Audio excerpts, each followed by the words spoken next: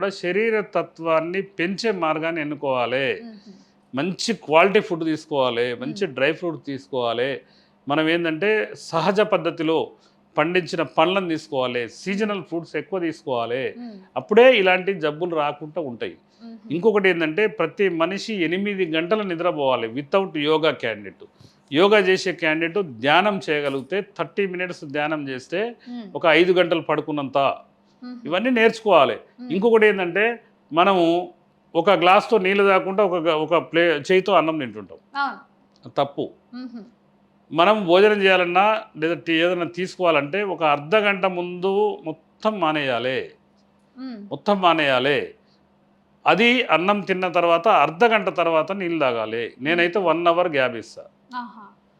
కాబట్టి ఏంటంటే మనము శరీర తత్వాన్ని ఎట్లా పెంచుకోవాలి, నీటి వినియోగం నేర్చుకోవాలి. హ్మ్. మనం ఇంతో అంతో చాలా మంది ఫామ్ హౌస్లను కడుతుర్రు. అవును. నాన్ కెమికల్ కల్టివేషన్ ఎన్నో పుస్తక రూపాలు ఉన్నాయి. సుభాష్ పాలేకర్ గారి పుస్తకాలు భారతదేశంలో ఎన్నో ఉన్నాయి. అవును.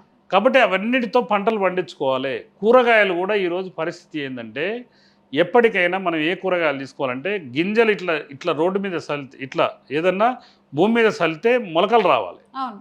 కానీ ఈరోజు పరిస్థితి ఏంటంటే జర్మినేషన్ లేని పంటలు పండిస్తున్నారు.